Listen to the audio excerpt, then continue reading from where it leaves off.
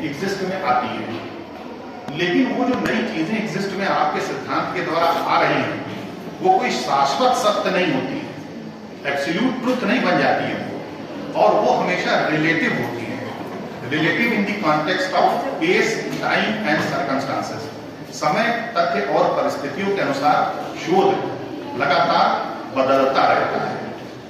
ठीक है, वैसे आपसे एक बात की जाए कि एक जो है डेफिनेशन बताइए राज्य की क्या होती है, राज्य को परिभाषित करिए। पॉलिटिकल साइंस के हर स्टूडेंट को ये परिभाषा मालूम है, लेकिन अगर मैं आपसे ये पूछूं कि स्टेट की डेफिनेशन इंटरनेशनली या नेशनली जो मान्य है वो कहां लिखी हुई? अगर हमको किसी कॉज एंड कॉजेशन किसी मुकदमे में या कहीं पर हमको ये स्थापित करना पड़े कि एक मान्य परिभाषा राज्य की दीजिए, तो वो कहां लिखी? बताएं, आप में से कोई बताए? मॉन्टेस्क्यू की डेफिनेशन मॉन्टेस्क्यू की दी डेफिनेशन को शायद मतलब एस्टैब्लिश माना जाता है कि मॉन्टेस्क्यू ने अपनी पुस्तक लिखी थी 1701 में, स्पिरिट डी लॉज। और स्पिरिट डी लॉज में उन्होंने जो अपनी थ्योरी का पॉइंट की थी उसे सेपरेशन ऑफ पावर्स थ्योरी कहते हैं, और under that separation of powers theory उन्होंने ये एस्टैब्लिश किया था कि जो सरकार है उसकी तीनों शक्तियां, विधायी शक्ति, कार्यपालिका शक्ति और न्यायिक शक्ति किसी एक निकाय में निहित नहीं होनी चाहिए। इसी को सेपरेशन ऑफ पावर्स थ्योरी कहते हैं 1701 की, और इसी के आधार पर 1776 में जो सबसे पहले अमेरिका का संविधान बना, उन्होंने इस थ्योरी को फुलेस्ट एक्सटेंट में अप्लाई किया है। उसके बाद विश्व के अन्य देशों ने भी इस थ्योरी को अपने अपने संविधान में या अपने अपने शासन प्रणाली में स्थान दिया। राज्य की परिभाषा कहां लिखी हुई है? राज्य की परिभाषा जो स्टैंडर्ड डेफिनेशन जिसका हम प्रयोग करते हैं वो 1933 में एक मॉन्टवीडियो कन्वेंशन हुई थी, मॉन्टवीडियो संधि कहलाती है। उसका अनुच्छेद 1 है जिसमें राज्य की परिभाषा दी गई है, और अंतर्राष्ट्रीय संदर्भों में और देशों की न्याय प्रणालियों में जो राज्य की परिभाषा का हम इस्तेमाल आज के समय कर रहे हैं वो वहीं से करते हैं, मॉन्टवीडियो कन्वेंशन से। अब ये मॉन्टवीडियो कन्वेंशन या अधिवेशन जो है उसके अंतर्गत ये परिभाषा दी हुई है। इस परिभाषा में जो बताया गया वो ये है कि राज्य एक ऐसा जगह है जहां उसका एक निश्चित भूभाग है, एक टेरिटरी होगी। अब ये टेरिटरी को हम कैसे डिफाइन करेंगे? इतने लॉन्गिट्यूड से इतने लैटिट्यूड के बीच में कोई एक भूभाग अस्तित्व में हो, उस भूभाग पर एक निश्चित जनसंख्या जो है वो रिसाइड कर रही हो, अधिवास नहीं निवास कर रही हो। अधिवास अलग चीज होती है, वो रेफ्यूजी करते हैं, तो निवास कर रही हो। सेकेंड थिंग, थर्ड थिंग उसमें क्या होना चाहिए? उसके पास एक संप्रभु सरकार होनी चाहिए, सॉवरेन गवर्नमेंट होनी चाहिए। एंड फोर्थ वन इज अंतरराष्ट्रीय संबंध बनाने की आपकी क्षमता होनी चाहिए, capacity to make international relations and obligations. अब अगर ये कंप्लीट होता है तो फिर वो राज्य की परिभाषा में कंप्लीट होता है। इस तरीके से पूरी दुनिया में 204 देश हैं। तो 204 देशों में जो संयुक्त राष्ट्र के सदस्य हैं वो 194 देश हैं। तो 194 देश इस मानदंड को पूरा करते हैं, और क्योंकि वो इस मानदंड को पूरा कर रहे हैं, राज्य की परिभाषा कोई सदस्य संयुक्त राष्ट्र का तभी बन सकता है जब वह राज्य की परिभाषा को पूरा करता हो। तो राज्य की परिभाषा पूरा कर रहे हैं, यानी मॉन्टविडियो कन्वेंशन आर्टिकल 1 को पूरा कर रहे हैं, तभी वो किसी भी अंतर्राष्ट्रीय संगठन, स्पेशली यूनाइटेड नेशंस के सदस्य बन सकते हैं। अन्य सदस्य अभी इसलिए नहीं बन पाए क्योंकि वो इस आर्टिकल 1 वाली जो डेफिनेशन है उसको पूरा नहीं कर पा रहे हैं। ठीक है, अब जो पॉलिटिकल साइंस का सिनेरियो है, रिसर्च मेथोडोलॉजी के बारे में आपसे बहुत सारे डिस्कशंस, आपके बहुत अच्छे टीचर्स हैं इस कॉलेज में, वो आपसे डिस्कशन अलग अलग टॉपिक्स पे करेंगे। हमारा 2-4 एरिया पर भी आपसे बात करेंगे, क्योंकि उतना अधिक समय नहीं है कि आपसे बहुत सारे विषयों पर बात की जा सके, तो बेहतर है कि कुछ टॉपिक्स पे ही आपसे बात करें। रिसर्च जब आप एक सोशल साइंस या ह्यूमैनिटीज में करते हैं और रिसर्च एक नेचुरल साइंसेज में करते हैं, तो उसमें ऐसा क्या डिफरेंस होता है? जैसे एक सामाजिक विज्ञान का छात्र है जो कि शोध करने जा रहा है, आप किसी एक विषय पर शोध लेना, मान लीजिए शोध करना शुरू करते हैं, भारत की लुक ईस्ट पॉलिसी, उसके विश्लेषणात्मक अध्ययन, आपने एक ये रिसर्च का अपना टॉपिक लिया। लुक ईस्ट पॉलिसी 1992 में जो है नरसिंह राव गवर्नमेंट द्वारा शुरू की गई थी, और 1992 से लेकर के अब तक 2022 तक उसके बहुत अच्छे परिणाम मिले हैं। तो इन जो अच्छे परिणाम मिले हैं, इसका एक विश्लेषणात्मक अध्ययन राजनीति विज्ञान का विद्यार्थी बहुत अच्छे से कर सकता है। तो ये जो राजनीति विज्ञान या कूटनीति का जो टॉपिक है, डिप्लोमेसी का टॉपिक, एक अच्छा टॉपिक पीएचडी का हो सकता है। तो ये इस टॉपिक में अगर आप रिसर्च करते हैं तो इसकी जो इंटेंसिटी होगी, क्या वो इंटेंसिटी एक नेचुरल साइंस की रिसर्च के बराबर हो सकती है? एक प्रश्न है जो इसको समझना बड़ा जरूरी है। ठीक है, तो नेचुरल साइंसेस का रिसर्च और एक सोशल साइंसेस के रिसर्च का जो प्रतिमान है, क्या वो बराबर का स्तर का है? नेचुरल साइंसेस, हाँ आप कुछ पूछ रहे थे? जैसे 2 हाइड्रोजन 1 ऑक्सीजन मिलकर इंडिया में पानी बनते हैं, अमेरिका में भी पानी बनते हैं, पर अगर स्वतंत्रता की अगर हम बात करेंगे तो परिभाषा अमेरिकन अलग देगा, इंडियन अलग। तो सोशल साइंसेज में अदर साइंसेज की तरह हम एक प्रमाण तो दे नहीं सकते। हाँ, इसका कारण क्या है? बहुत अच्छा, इन्होंने बड़ा अच्छा उदाहरण दिया कि अगर आप सपोज करिए एक रिसर्च कर रहे हैं वाटर के ऊपर, तो वाटर के ऊपर जो रिसर्च कर रहे हैं, एक स्टैंडर्ड टेम्परेचर और प्रेशर पर 2 मॉलिक्यूल्स ऑक्सीजन, 2 मॉलिक्यूल्स हाइड्रोजन और 1 मॉलिक्यूल ऑक्सीजन मिलकर के जो बॉन्ड बनाते हैं वो H2O बनता है, और ये H2O इंडिया में भी बनेगा और H2O अंटार्कटिका में भी बनेगा, यूएस में भी बनेगा। तो उसमें डिग्री ऑफ सर्टेनिटी जो है वो 1 है, लेकिन ये degree of certainty social sciences में 1 नहीं होती है, और ये वेरिएबल पे डिपेंड करती है। तो ऐसा क्यों होता है? जो रिसर्च सोशल साइंसेज में है उसके रिसर्च का जो इम्पैक्ट है वो कंपैरेटिवली इसके साथ डिफर क्यों कर जाता है? तो देखिए, डिफर इसलिए कर जाता है क्योंकि आपको ऐसे प्रश्नों के जवाब आपको देने हैं और आपको समझना भी है, इसीलिए आप रिसर्च को तभी समझ पाएंगे। रिसर्च जब हम साइंस में करते हैं तो उसमें जो सब्जेक्ट होता है वो नेचर होता है, प्रकृति,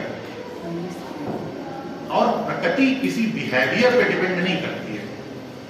प्रकृति हमेशा यूनिवर्सल कॉन्सेप्ट्स पे चलती है। 2 + 2 4 ही होता है, 5 नहीं होगा, तो वो हमेशा 4 रहेगा।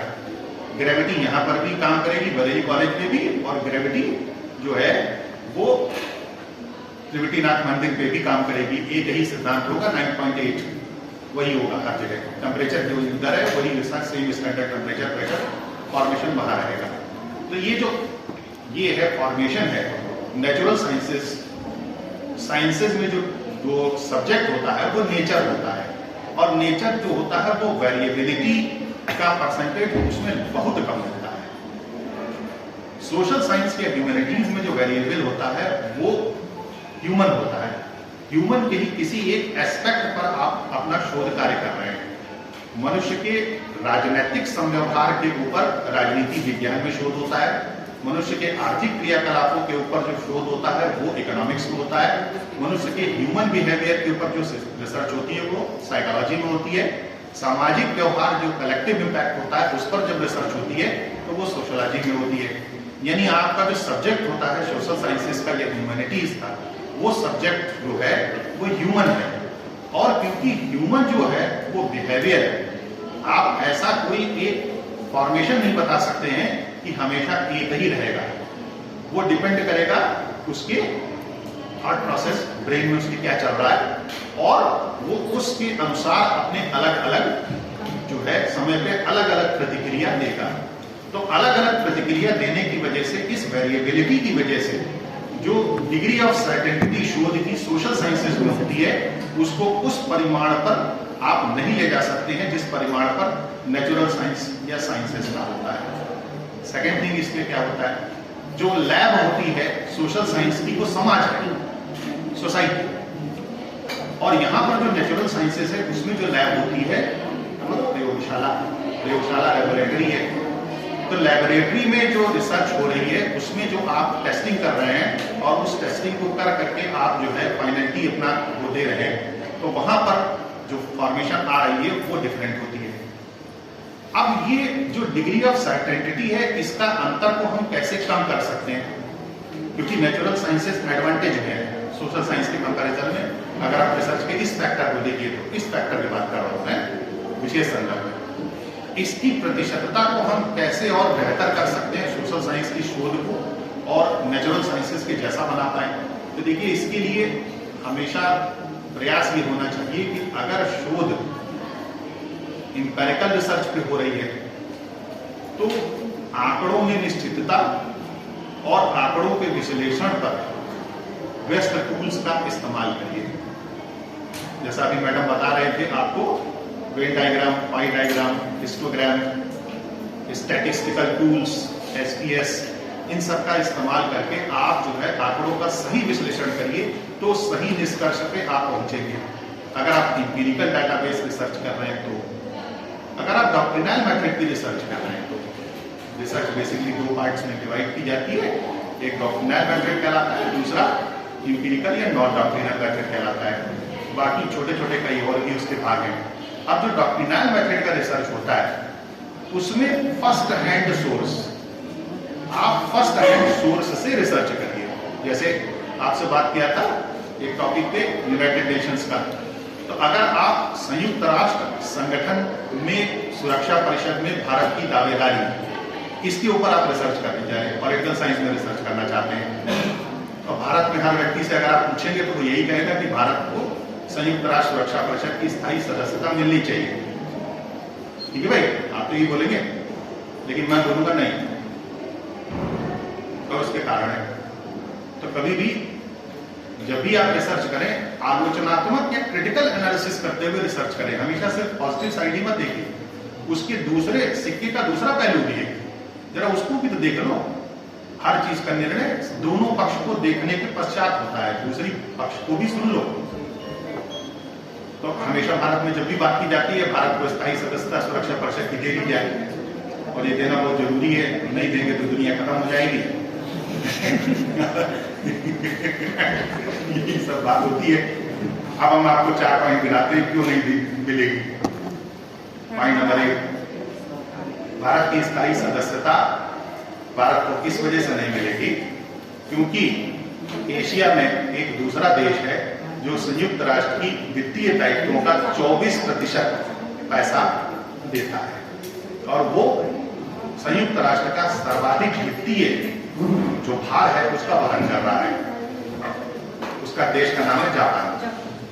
ठीक है, 20% वित्तीय भार का वहन जो है वो अमेरिका करता है और भारत द्वारा जो वित्तीय भार का वहन किया जा रहा है वो 0.95% है, 0.95%। जब आप उस ऑर्गेनाइजेशन को अगर आप इसकी रिसर्च करिए, उस ऑर्गेनाइजेशन को चलाने में जब आप वित्तीय वहन केवल 0.95% का पूरा कर रहे हैं, तो ऐसी स्थिति में क्या ये ऑर्गेनाइजेशन की स्थायी सदस्यता मिलने की पैरामीटर में आपका वजन कहीं हल्का नहीं है, और दूसरी तरफ 24% आदमी पैसा दे रहा है, तो लगभग 1/4 पैसा एशिया से भाई बहुत कम है, बहुत ही कम है। ठीक है, तो वित्तीय रूप से आप कुछ भी नहीं कंट्रीब्यूट कर रहे, 1% भी नहीं दे रहे। एक पहला पॉइंट जो आपके लिए नेगेटिव है, जो कभी भारत सरकार नहीं बताती, और वो आपको रिसर्च करनी है ना, तो आप PhD करोगे इस पे, तो आप बताओ, हम तो आपको 5 पॉइंट बता के यूनाइट कर रहे हैं कि आप इस पे रिसर्च करिए। इस टॉपिक पे बहुत अच्छा टॉपिक है। पॉइंट नंबर 2, सर वो मानते नहीं है ऐसी रिपोर्ट, हाँ कोई ऐसी रिपोर्ट आई है, जैसे रिपोर्ट आई, बेटा यही तो खोजना है आपको डॉक्ट्रिनल मेट्रिक्स से। अगर आप इस टॉपिक पे रिसर्च करेंगे तो आपको यही खोजना है कि ऐसे कौन से बिंदु हैं जो कि भारत की स्थायी सदस्यता में बाधक है। तो उसमें से एक बड़ा बाधक ये बिंदु है क्योंकि वित्तीय रूप से आप बहुत कम धनराशि वहन कर रहे हो, और ये बहुत बड़ा फैक्टर है, छोटा फैक्टर नहीं है।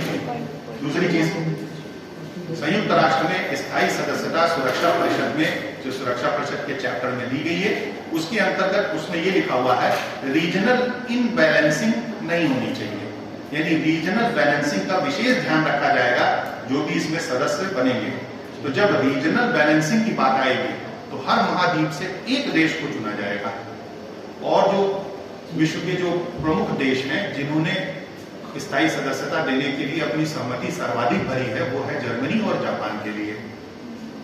ठीक है, दूसरी जगह जहां आप हारोगे, तीसरा पॉइंट जहां आप हारोगे वो ये है कि सपोज अगर इस विषय पे वोटिंग स्टार्ट की जनरल असेंबली में, तो जनरल असेंबली में एक बार वोटिंग में जापान के कंपैरिजन में 1990 के दशक में भारत मुक्ति खा चुका है, और दोबारा कभी जब भी जापान अस्थायी सदस्यता के लिए अपना दावेदारी करता है तो भारत कभी भी अस्थायी सदस्यता में अपने को शामिल नहीं करता है। ठीक, हम तो क्रिटिकल एनालिसिस कर रहे हैं रिसर्च में, हम तो क्रिटिकल एनालिसिस का के वो पॉइंट देंगे। दूसरी साइड वाले हैं, अब आपकी तरफ का फेवर का पॉइंट ये भाई हमारी आबादी 140 करोड़ है और हम दुनिया की सबसे बड़ी आबादी का प्रतिनिधित्व करते हैं। अब इस पॉइंट में भी बहुत मेरिट नहीं है, हम तो रिसर्च कर रहे हैं इसलिए हम मेरिट की बात करेंगे। तो मेरिट इस पॉइंट में कम क्यों है? Population is one of the factor in context of obligations, specially international obligations के कॉन्टेक्स्ट में, लेकिन पॉपुलेशन सारा फैक्टर नहीं है। ठीक है भाई, आबादी तो सबसे ज्यादा कौओं की है इस देश में, लेकिन कोयल को गुणात्मक रूप से बेहतर माना जाता है क्योंकि उसमें क्वालिटी है। तो quantity itself is not a parameter for international obligations, to complete international obligations. It is one of the factor, it may be one of the factor, but it is not all. ये ऐसा नहीं है कि यही एक factor आपको जो है वो स्थायी सदस्यता दिलाने के लिए जो है पर्याप्त हो। तो आपकी बढ़ती आबादी या आपकी आर्थिक आबादी आपको स्थायी सदस्यता देने के लिए एकमात्र कारक नहीं हो सकती है।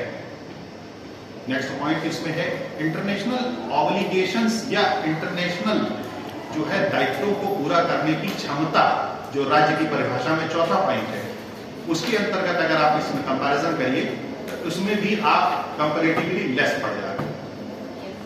ठीक है, तो ये मत मान के चलिए कि जो दूसरे देशों के राष्ट्राध्यक्ष आते हैं और उनसे भारत सरकार बहुत सारे जो है उनके आते ही कई सारे पॉइंट्स पे जो है अपना एक वो जारी करती है प्रेस नोट, और उसमें एक चीज ये जरूर लिखी होती है कि ये कंट्री या इसका ये राष्ट्राध्यक्ष भारत की संयुक्त राष्ट्र में स्थायी सदस्यता का समर्थन करता है। तो समर्थन तो करता है और अच्छी भी बात है, लेकिन जब मौका आएगा वोटिंग का तो क्या ऑन दैट टाइम क्या वो जो समर्थन कहा था वो पूरा होगा? एक ही बड़ा प्रश्न है ये, इसका इतना आसान नहीं है ये, और चीजें जितनी सिंपली दिख रही हैं वो उतनी सिंपल नहीं है। Things are not so simple. तो एक इस पर क्रिटिकल एनालिसिस हो सकती है, इसके रिसर्च के लिए एक बढ़िया टॉपिक है। तो कुछ दूसरे और बहुत अच्छे विषय हो सकते हैं, जैसे एक टॉपिक है जियोपॉलिटिक्स, इसकी बहुत चर्चा है इस समय, और ये एक ऐसा फ्रेज है जिसको कि बार बार बहुत जगहों पे प्रयोग किया जा रहा है और ये बहुत जबरदस्त इस समय चर्चा में है। भू राजनीतिक स्थिति या जियो पॉलिटिक्स क्या है। अब एक विषय शोध का ये बहुत अच्छा हो सकता है, दक्षिण एशियाई देशों की भू राजनीतिक स्थिति का भविष्य। साउथ एशियन कंट्रीज जो हैं उनकी जो भू राजनीतिक स्थिति है उनका ऊपर एक अच्छा रिसर्च पॉलिटिकल साइंस में हो सकती है इसमें। आप ये जो विषय है इसके ऊपर एक 2 मिनट चर्चा कर लीजिए।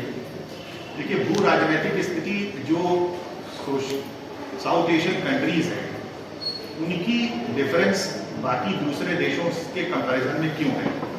उनका डिफरेंस इस वजह से है क्योंकि वो एक ऐसी स्ट्रेटेजिक पॉइंट पे है कि जो स्ट्रेटेजिक पॉइंट से हो करके ही पूरी दुनिया में ट्रेड सी रूट से होता है। और साउथ एशिया की स्थिति, स्पेशली इंडिया की स्थिति या उसके आसपास के जो सार्क रीजन जिसको कहते हैं, वो एक बड़ा महत्वपूर्ण पॉइंट है। वहां पर जो हिंद महासागर है उसमें 2 बड़े चोक पॉइंट्स हैं और इन चोक पॉइंट्स के ऊपर कई लोगों ने बहुत अच्छे रिसर्च पेपर लिखे हैं। एक चोक पॉइंट है जो कि थाईलैंड, मलेशिया, इंडोनेशिया और म्यांमार के बीच वाला एरिया है, जहां पर कि भारत का द्वीप समूह है, अंडमान निकोबार द्वीप समूह कहलाता है। इसके 21 द्वीप हैं। अब ये जो 21 द्वीप हैं इसके पास में इंडिया अपना जो है नेवल वो बना रहा है बेस, और ये नेवल बेस ऑपरेटिव हो गया है, 2030 तक फुल्ली ऑपरेटिव हो जाएगा। ऑब्जेक्टिव क्या है? ऑब्जेक्टिव ये है कि इस सी रूट से जितना भी यहाँ से वेसल्स गुजरते हैं, स्पेशली चाइना के, तो चाइना का लगभग 60 से 70% जो पेट्रोलियम एक्सपोर्ट होता है वो इसी रूट से जाता है, और वो एक पतला सकरा दर्रा है।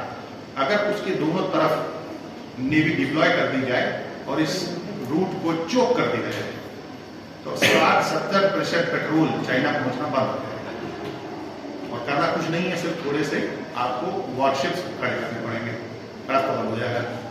रास्ता बंद हो जाएगा, 2 महीने के अंदर हालत खराब हो जाएगी चाइना की।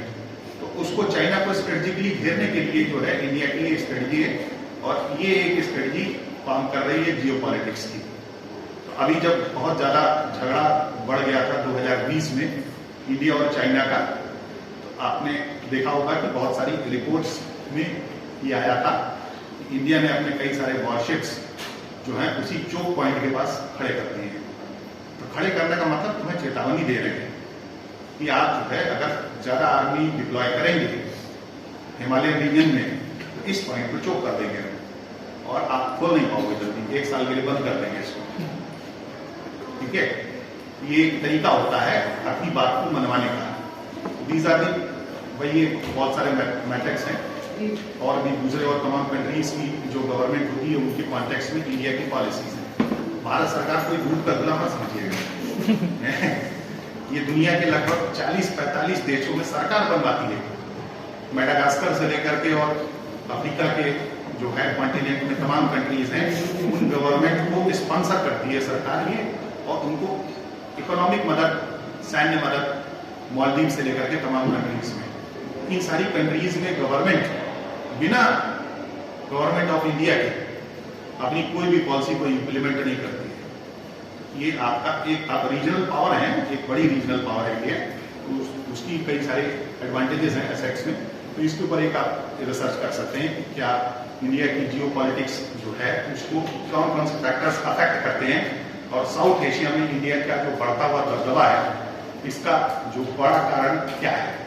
तो इसका बड़ा कारण जो एक है वो तो इसकी भौगोलिक स्थिति है जो इसकी राजनीति को प्रभावित कर रही है, और दूसरा एक बड़ा कारण है इसकी बहुत बड़ा मिडिल क्लास।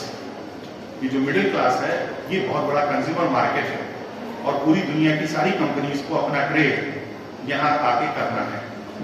तो इस मार्केट को लेकर के चाहे दुनिया का कोई भी देश हो, वो इस देश के साथ में जो है अपना संबंध खराब नहीं करेगा, और ये सारे फैक्टर्स अफेक्ट करते हैं पॉलिटिक्स को। तो politics, in politics there is no permanent friend and there is no permanent enemy, only permanent interest are there.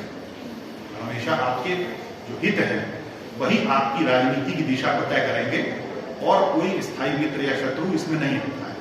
तो ये उक्ति है, बहुत पुरानी उक्ति है, और आज भी बिल्कुल 100% सही है। इस उक्ति के अनुसार कि सभी देश अपने राजनीतिक संबंधों और तमाम चीजों को दिशा देते हैं। अब ये उक्ति के साथ साथ कई और उक्तियां भी हैं जिसको के लेकर के कई डॉक्ट्रिन्स बने हैं, ड्रैगो सिद्धांत, मैड्रिड कॉन्सेप्ट, तमाम और तरीके के इस तरीके के फॉर्मेशंस बने हैं राजनीति के सिद्धांतों के ऊपर। तो उन पर भी एक राजनीति के दर्शन पर भी एक रिसर्च की जा सकती है। भारत की श्रीलंका नीति और उस पर पड़ने वाले तमाम नए प्रभाव, इस पर चलते एक बहुत अच्छी रिसर्च हो सकती है। पॉल साइंस में भी और जो है इंटरनेशनल रिलेशंस के कॉन्टेक्स्ट में भी बात हो सकती है और भी बहुत सारी बातें हो सकती हैं। इलेक्शन, राजनीति में चुनाव जो है वो सबसे बड़ा उत्सव होता है और चुनाव जो है उस पर शोध बहुत अच्छे हो सकते हैं। तो इसको लेकर के जो है बहुत सारे टॉपिक्स नए इमर्ज हुए हैं। चुनाव, मैंडेट